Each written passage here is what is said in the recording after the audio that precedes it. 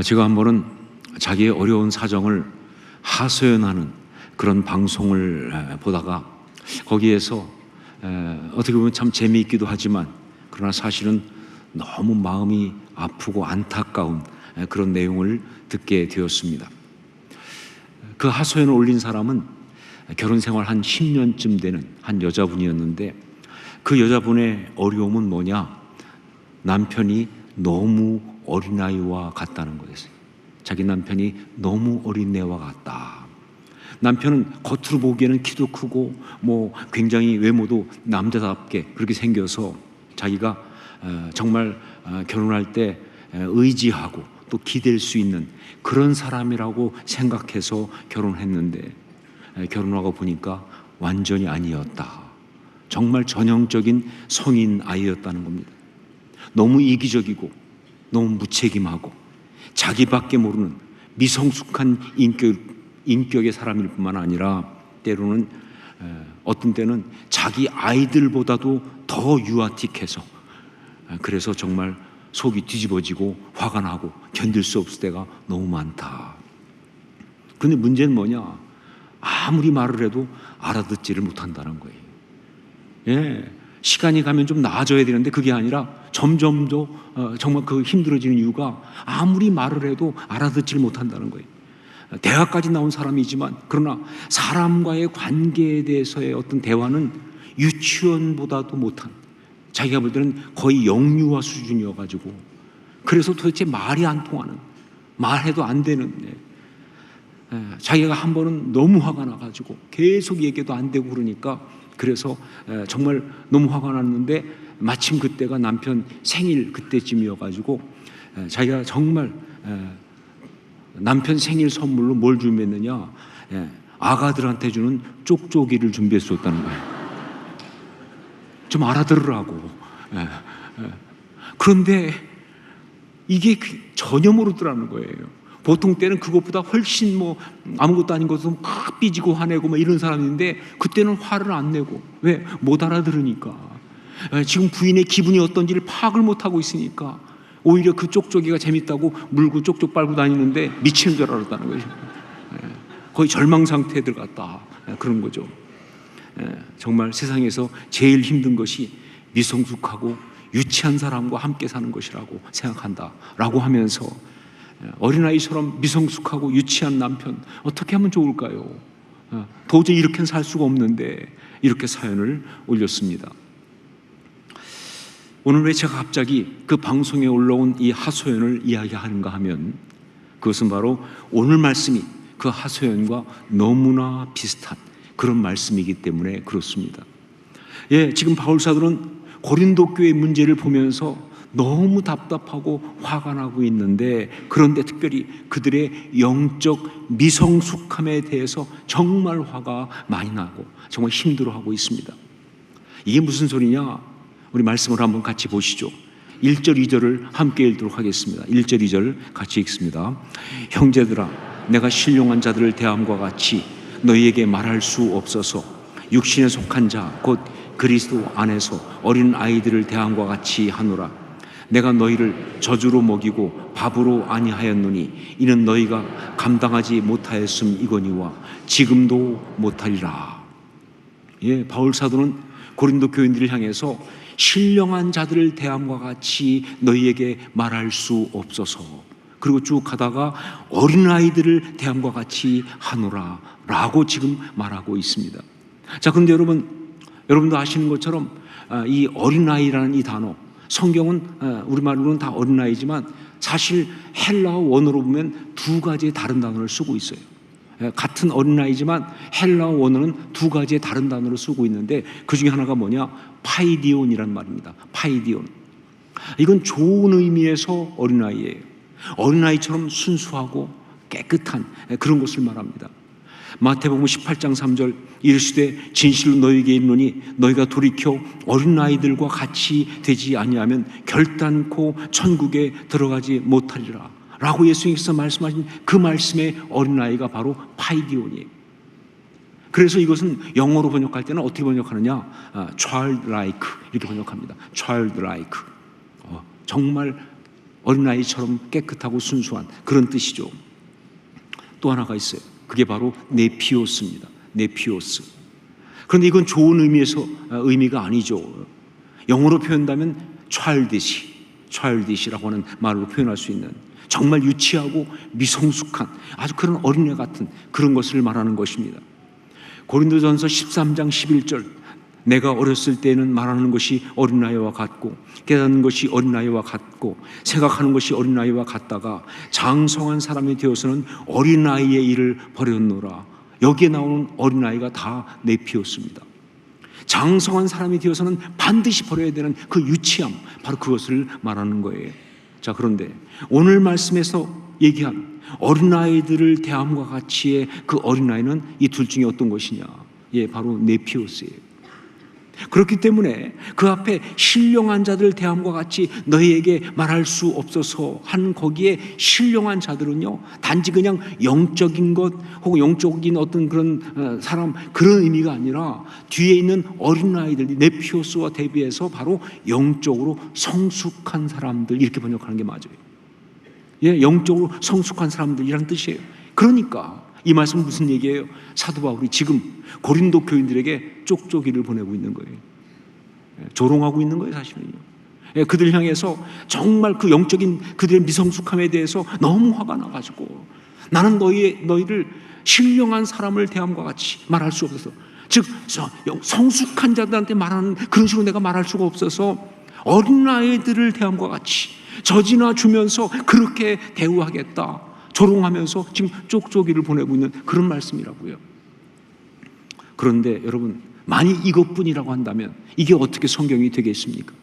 지난 시간에 말씀드렸지만 TMI가 성경일 수 없는 것처럼, 그렇죠, too much information, 그게 어떻게 성경일 수 있겠느냐, 그 성경일 수 없는 것처럼 이런 조롱과 분노의 표출이 절대로 성경이 될 수는 없습니다. 그러니까 바울 사도는 지금 이렇게 분노하고 심지어 조롱하면서 자칫 관계를 다 망가뜨릴 각오까지 하면서 이렇게 표현하고 있는 것이 뭐냐? 예, 그렇게 할 수밖에 없을 만큼 너무 중요한 것을 말하기 위해서, 너무 중요한 것을 강조하기 위해서 이렇게 말하고 있는 것이다. 바로 그것이 뭐냐? 신앙인은 반드시 영적으로 성숙한 사람이어야 한다라는 바로 그 메시지. 신앙인은 영적으로 반드시 성숙한 사람이어야 한다 하는 그 사실 때문에 이렇게 말하고 있는 거예요. 그들의 미성숙함에 대하여 자신에서 올라오는 이 분노를 어떻게 이렇게 거르지 않고 심지어 조롱하듯 표출하고 있는 것은, 예, 그들의 그 미성숙함이 영적으로 그만큼 심각한 문제니까, 그냥 넘어갈 수 없는 죄악이니까, 이건 절대 용납할 수 없는 것이니까, 그런 안타까움 때문에 이렇게 표현하고 있는 것이다. 여러분, 그렇습니다. 마땅히 성숙해야 할 사람이 미성숙한 것은 그 개인 혼자만의 문제가 아니에요. 그건 바로 그 공동체에 속한 모든 사람을 고통스럽고 불행하고 심지어 비참하게 하는 아주 심각한 죄악인 것입니다. 예, 심각한 죄악이에요. 자, 그런데 그 죄악 중에 가장 심각한 것이 무엇인가? 지금 바울 사도가 도저히 참지 못하고 그냥 넘어갈 수가 없어서, 그래서 그렇게 이렇게 쓸 수밖에 없는 그 영적 미성숙함의 가장 심각한 문제가 무엇인가? 그게 3절 말씀에 나오고 있죠. 3절 말씀을 같이 읽겠습니다. 함께 읽습니다. 너희는 아직도 육신에 속한 자로다. 너희 가운데 시기와 분쟁이 있으니 어찌 육신에 속하여 사람을 따라 행함이 아니리요. 너희 가운데 시기와 분쟁이 있으니, 바로 이것입니다. 너희 가운데 시기와 분쟁이 있으니, 하나님이 우리에게 행복하게 살라고 주신 아름다운 공동체 가운데 오히려 시기와 분쟁을 일으키는 것, 이게 가장 심각한 죄악이에요. 여기에서 이 시기라는 말, 이것은 헬라어로 젤로스란 말입니다. 뜻은 뭐예요? 뜨거움, 열심, 이런 뜻이죠. 무슨 얘기냐? 그러니까 하나가 되고 화목해야 할 공동체 속에서 정말 편가르고 싸우고 갈등하고 그러고 있는데 그것을 뭐예요? 열심히 하고 있다 그 말이에요. 뜨겁게 하고 있다 그 말입니다. 뜨겁게 열심히 편가르고 싸우고 미워하고 그러고 있다는 거예요. 그냥 그렇죠. 공동체 하다 보면 상처받을 수 있죠. 함께 사람이 있다 보면 속상할 수 있어요. 그렇게 그냥 상처받고 속상하고 그냥 넘어가는 그 정도가 아니라 젤러스, 그야말로 열심히 편갈라서 열심히 미워하고 열심히 싸우고 그러고 있는 그런 작태다, 그런 이야기예요. 여러분, 창세기에 보면 아주 분명하게 나오지만 창세기 2장 18절, 여호와 하나님이 이르시되 사람이 혼자 사는 것이 좋지 아니하니 내가 그를 위하여 돕는 배필을 지으리라 하시니라. 공동체는 그것이 가정이든 그것이 교회이든 저는 분명히 말합니다. 하나님이 직접 지으신 공동체 오리지널은 이 두 가지예요. 가정과 교회입니다. 나머지는 여기서 다 파생된 거죠. 자, 그런데 공동체는 그것이 가정이든 그것이 교회든 하나님이 우리가 행복하게 살도록 우리에게 주신 최고의 축복이라고요. 내가 사람이 혼자 사는 것 좋지 아니하니 내가 그를 위하여 돕는 배필을 지으리라 하면서 만드신 공동체는요, 우리가 행복하라고, 정말 행복하게 살라고 그렇게 하나님께서 아주 특별히 고안해 주신 그런 최고의 축복이에요. 그렇습니다. 이 땅 가운데 우리에게 주신 천국이라고 저는 생각합니다. 그게 바로 공동체예요. 그러다 보니까 인간이 타락하면서 가장 먼저 데미지가 어디서 왔느냐? 여기 오는 거예요. 인간이 타락하면서 우리에게 임한 가장 심각한 죄의 역사, 그 공격은 다른 어떤 것보다 행복해야 할 공동체 가운데 시기와 분쟁이 있는 바로 그 안타까움이다 하는 것이죠. 보세요, 여러분. 창세기 3장 보세요. 에덴 동산 아닙니까? 근데 거기에 죄와 타락이 들어오는 순간 어떤 일이 일어났느냐? 가장 먼저 일어나는 것이 뭐예요? 벌거벗어 부끄럽기 때문에 서로 가리기 시작했어요. 분열이 시작됐습니다. 뿐만 아니라 주어진 게 뭡니까? 하와에게 한 얘기가 뭐예요? 너는 남편을 원하나 남편은 너를 다스릴 것이요. 이 말이 무슨 얘기예요? 네가 남편을 남인이 지배하려고 하겠지만 오히려 남편이 너를 지배하려고 할 것이고 둘 사이에 끝없이 서로 지배하겠다고 하는 싸움과 갈등이 시작될 것이라는 거죠. 이게 바로 타락이에요. 이게 바로 죄악상이에요. 여기 끝이 아니죠. 그리고 어떻게 됐습니까? 4장, 가인과 아벨 이야기, 본격적으로 죄의 역사가 펼쳐지는 그 이야기 보면 다른 게 아니라 뭐예요? 형제간에 서로 미워하면서 형제가 형제를 죽이는 안타까운 이야기. 그게 바로 죄악의 현실이에요. 어떤 것보다 공동체 가운데 그렇게 갈등과 싸움과 분열이 일어났다, 그 말입니다. 서로 사랑하라고, 그러면서 행복하라고, 그렇게 주신 공동체 속에서 행복한 것이 아니라 서로 시기하고 편가르고 그러면 공격하고 비난하고 미워하고 갈등하면서 그 천국을 지옥으로 만들어버리는 이 말도 안 되는 이야기, 이게 바로 죄악의 가장 심각한 문제라는 거죠. 제가 미국에서 목회할 때 한 여자 집사님이 몸이 아프셨는데 그 병명이 루푸스, 즉 자가 면역 질환이었습니다. 근데 저는 그때까지 그런 병이 있다는 걸 몰랐어요. 그래서 이게 뭐냐 그랬더니 그분이 하는 얘기가 자기의 면역세포가, 여러분, 우리 안에 있는 면역세포는 뭡니까? 이거는 외부에서 세균이라든가 병균이라든가 어떤 그런 바이러스가 들어오면 그걸 잡는 거 아니에요. 그걸 못 죽이는 거 아니에요. 그런데 이 자기의 면역세포가 자기 몸에 있는 세포를, 장기를 구성하고 있거나 피부를 구성하고 있거나 자기 몸에 있는 세포를 외부의 적인 줄 알고 그걸 막 공격하는 거예요. 그런 질병이 바로 루푸스라는 거예요. 제가 그 얘기를 들으면서 너무 황당하고 너무 의아스럽더라고요. 어떻게 그럴 수가 있나. 그래서 제가 그랬어요. 아니, 그놈이 미쳤나? 아니, 어떻게 외부의 적과 자기가 지켜야 될 자기 몸을 구분 못하고 자기 몸을 막 공격해가지고 스스로 죽일 수 있냐고. 그랬더니 그 집사님이 그러더라고요. 그러게요. 그러면서 그러니까 질병이죠. 시스템이 깨졌잖아요. 그러니까 질병이죠. 그러면서 웃으시는데 그 표정이 너무 답답하고 안타까운 그런 표정이었습니다. 자, 그런데 그 뒤에 가만히 생각해 보니까 이 루푸스가 몸에만 있는 것이 아니더라 하는 거죠. 우리 공동체 가운데 정말 만연하고 있다는 사실을 발견했어요. 정말 공동체 가운데 있는 가장 심각한 질병, 어떤 죄의 모습, 이게 바로 루푸스 아니냐. 적과 자기의 지체를 구분 못하고 자기가 지켜줘야 될 그 지체를 마구 공격하면서 공동체를 지옥으로 만들고, 그러면서 스스로를 죽이는 이 안타까운 이야기 얼마나 많이 일어나고 있습니까? 공동체 가운데 있는 이 시기와 분쟁은 이 루푸스보다도 훨씬 더 심각한 질병이에요. 하나님의 축복을 저주로 바꿔버리는, 분명히 말합니다. 죄악이다. 이건 죄악이다. 그런데 이런 시기와 분쟁이 어떻게 온다? 다른 것이 아니라 영적인 미성숙에서 온다는 거죠. 그렇습니다.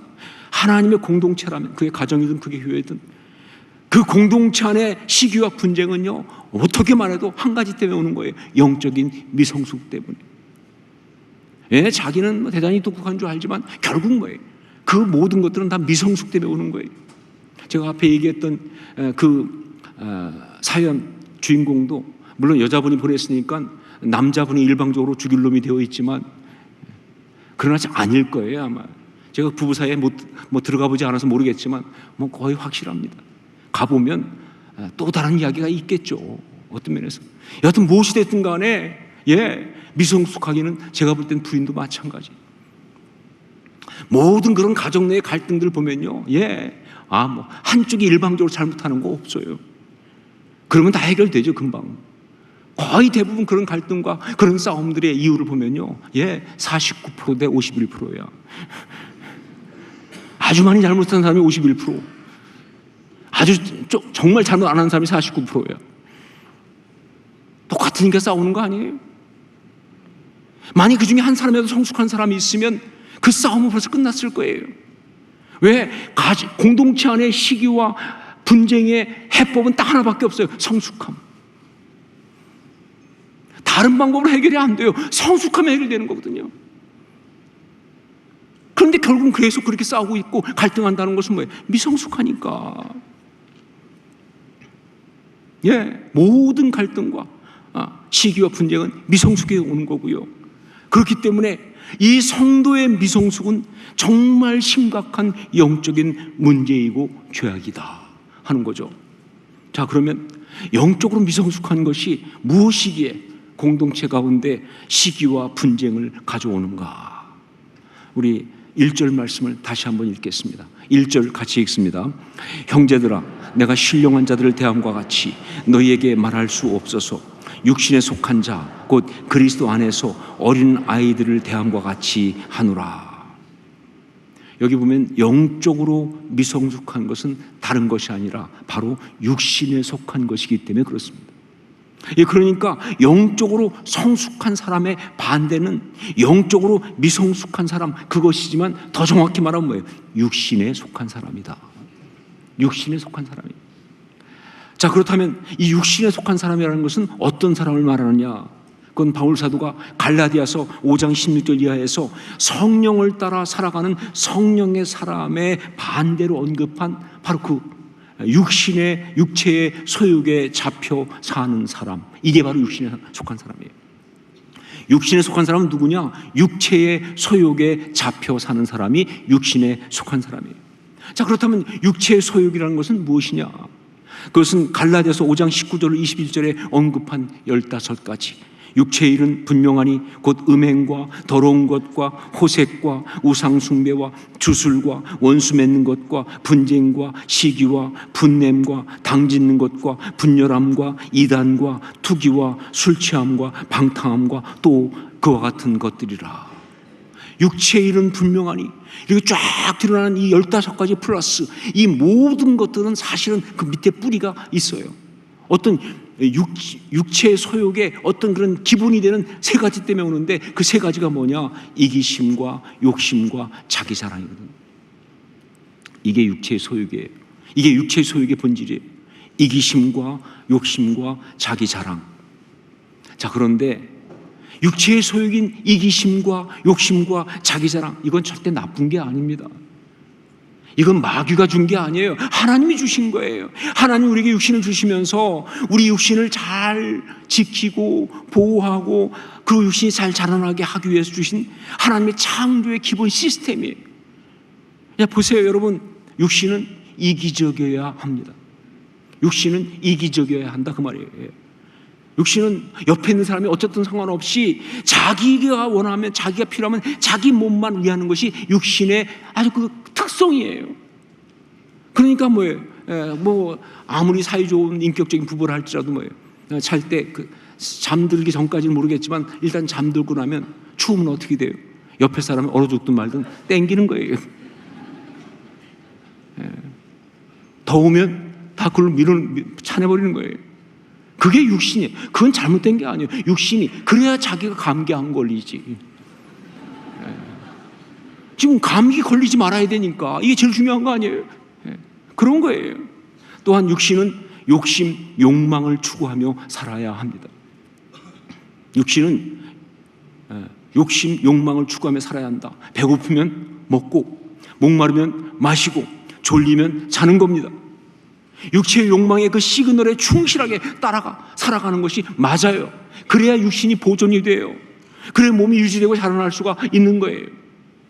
그래서 육신은 자기가 가장 소중하고 잘나야 한다. 육신은 자기가 가장 소중하고 잘나야 한다. 이 세상이 다 자기 중심으로 돌아가는 것이 맞아요, 육신한테는. 요즘 많이 쓰는 말이 그거잖아요. 지구가 자기 중심으로 돈다. 제일 힘든 사람이잖아요. 근데 육신은 그게 맞아요. 그러니까 내가 피곤하고 내가 좀 아프면 세상 없는 일이라 할지라도 멈춰야 되는 거예요. 아무리 중요해도 안 가. 나 피곤하니까. 나 지쳤으니까. 나 힘드니까. 그게 육신이에요. 자기 중심이에요. 자기가 가장 소중해. 그게 육신의 특징이에요. 근데 여러분, 이런 건 절대로 나쁜 것이 아니죠. 다시 말하지만 이건 절대 나쁜 것이 아니다. 이 모든 것은 하나님이 우리의 육체를 위해서 직접 만들어주신 하나님의 창조의 시스템이에요. 그래서 어린아이는 이 육체의 소유에 충실하게 살아가는 거예요. 왜? 어린아이는 뭐예요? 이제 그 육체가 자라나야 하니까 그 어린아이한테 가장 중요한 것이 육체가 자라나는 것이기 때문에 이 어린아이는 육체의 소유에 충실하게 하는, 그래서 그냥 졸리면 자고 배고프면 먹고 아무든지 하여간 자기 중심으로 말이죠. 뭐 세상 없이 부모님이라 할지라도 자기 그냥 불편하면 막 울어대고, 그 애한테 너 이럴 수 있니? 내가 너한테 해준 게 얼마니? 이런 얘기하는 부모는 뭘 모르는 거예요. 그게 어린아이거든요. 육체의 소욕에 충실하게 살아가는, 그게 어린아이란 뜻이에요. 자, 그런데 여러분, 우리가 아는 것처럼 인간은 육체로만 되어 있지 않습니다. 그 육체에 하나님의 영이 부어지면서 진정한 인간이 된 거예요. 성경 말 그대로 뭐예요? 생명이 된지라. 그렇죠? 리빙 빙. 그게 바로 하나님의 형상이죠. 자, 그렇기 때문에 인간은 반드시 성장을 해야 합니다. 이 성장을 한다는 것은 몸이 큰 걸 말하는 게 아니에요. 바로 그 육체라고 하는 그 레벨, 그 수준에서 이제 수준이 달라지기 시작해야 되는 거예요. 내면과 영적인 것까지 수준이 달라지는 거예요. 이게 성장이에요. 이게 진짜 성장이에요. 이걸 영적 성숙 이렇게 말하는 것이죠. 자, 그래서 만일 어떤 사람이 나이는 먹었는데도 여전히 육체의 소욕에 머물러 있다고 한다면, 즉 육체에 속한 그런 사람이라고 한다면, 그 삶의 모든 관심과 이유와 삶의 모든 동력이 다 육체의 소욕, 여전히 그것뿐이라고 한다면, 그는요 아무리 나이가 먹었어도, 아무리 교회 생활을 오래 하고 교회에서 직분이 있고 목사, 장로, 권사 할 거 없이 한다 할지라도 그는 영적으로 미성숙한 어린아이일 뿐이다라는 것이죠. 영적으로 미성숙한 어린아이인 거예요. 자, 그런데 그 영적인 미성숙은요, 그 본성이 뭐예요? 이기심, 욕심, 자기 자랑이기 때문에 그는 하나님의 공동체 가운데서 시기와 분쟁을 일으키는 죄악의 통로가 되는 거예요. 특별히 성숙해야 될 사람이 성숙하지 못할 때는 정말 데미지가 큽니다. 여러분, 교회 안에서 초신자들은 교회를 어지럽히지 않아요. 전 목회 30년 동안 그런 걸 본 적이 없어요. 초신자들이 와가지고 교회를 어지럽히는 그런 위대한 초신자는 없습니다. 다 뭐예요? 교회에서 다닐 만큼 다니고 리더십이 된 사람들.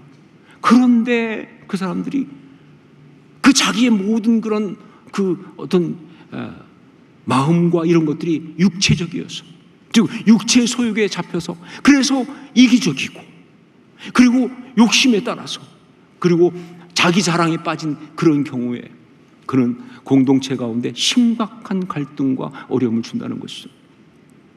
교회 가운데 보면 그런 사람 많아요. 사역하라고 보내면 사역은 안 하고 쌈박질하는 사람이 많아요. 공동체 섬기라고 그러면 섬기지 않고 다 막 공동체 가운데 싸움만 일으키는 사람이 있어요. 온통 가는 곳마다 갈등과 분열을 일으키는 사람이 있어요. 단정적 말합니다. 영적으로 미성숙한 사람이에요. 자기 딴에는 무슨 소리를 할지 모르겠어요. 내가 이래도 신앙생활 몇 년에 직분에 얼마의 은사에 옛날에 그랬는지 모르겠지만 지금 상태는 미성숙한 자예요. 어린아이예요. 그러니까 그렇게 되는 거예요. 영적인 미성숙한 사람, 어린아이들은요, 그래서 절대로 다른 건 어떨지 모르겠지만 절대로 하나님의 공동체를 아름답게 섬길 수가 없어요. 그러다 보니까 바울 사도는 갈라디아서 5장 19절 21절에서 육체의 일은 분명하다라고 하면서 15가지의 육체의 소욕으로 살아가는 모습을 쭉 열거하고 마지막에 이렇게 말합니다. 전에 너희에게 경계한 것 같이 경계하노니 이런 일을 하는 자들은 하나님의 나라를 유업으로 받지 못할 것이요. 아주 강력하죠. 아주 단호합니다. 이런 일을 하는 자들은, 즉 육체의 소욕에 잡혀있는 자들은 하나님의 나라를 유업으로 받지 못할 것이요. 그렇게 이야기를 하고 있는 거예요. 오늘 말씀에 바울 사도는 고린도 교인들의 그 어린아이 같음으로, 그것 때문에 정말 그 영적인 미성숙과 어린아이 같은 그것 때문에 교회 공동체 안에 시기와 분쟁이 있는 것을 보면서 너무 분노하면서 그 분노의 감정을 거르지 않고 그대로 표출하면서, 그러면서 정말 중요한 메시지를 이야기하고 있죠. 그것이 바로 영적으로 성숙한 사람이 되어야 한다. 네가 그리스도인이라면 영적으로 성숙한 사람이 되어야 한다. 안 성숙해도 괜찮은 그리스도인은 있을 수가 없다는 거죠. 영적으로 성숙한 사람이 되어야 한다 하는 메시지를 강력하게 말하고 있습니다. 그리고 이것이 바로 오늘 성령께서 이 자리에 있는 모든 사람에게 주신 메시지예요. 우리는 영적으로 성숙한 사람이 되어야 한다는 것이죠. 자, 그런데 오늘 여기에서 우리가 마지막으로 또 하나 덧붙여서 들어야 될 메시지가 있습니다. 그렇다면 어떻게 영적으로 성숙한 사람이 될 것인가? 우리가 어떻게 영적으로 성숙한 사람이 될 것인가? 그 답은 말씀드렸죠. 영적으로 성숙한 사람이라는 것은 육체에 속한 사람이 아니어야 한다는 거예요. 자, 육체에 속한 사람이 아니어야 한다면 그건 무슨 얘기냐? 그렇습니다.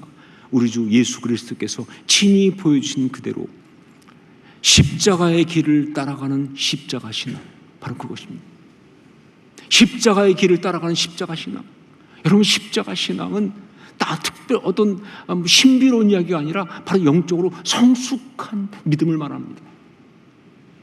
십자가 일을 따라가는 십자가 신앙. 자기 욕심과 자기 의를 날마다 십자가에 못 박고. 여러분, 십자가는 자랑질하라고 있는 게 아니잖아요. 거기 나를 못 박으라고 있는 것이죠. 자기 욕심과 자기 의를 날마다 십자가에 못 박고 하나님의 뜻에 따라 자기를 버리고 모두를 살리는 십자가 신앙. 여러분 아시잖아요. 예수 그리스도께서 마지막 십자가를 지면서 했던 그 기도, 나의 뜻대로 하지 마옵시고 아버지의 뜻대로 하기 원합니다 하면서 모두를 살리기 위해서 자신을 드렸잖아요. 그게 십자가예요. 다른 얘기 있으면 말씀해 보세요, 여러분. 그게 십자가예요. 십자가 신앙은 바로 이런 것이다. 그런데 이것이 바로 뭐예요? 영적으로 성숙한 사람이 되는 유일한 비밀이죠. 여러분, 영적으로 성숙한 신앙의 사람들이 다 되실 수 있기를 주의 이름으로 축원합니다. 그러기 위하여 날마다 십자가 신앙으로 살아가십시오. 기도하겠습니다.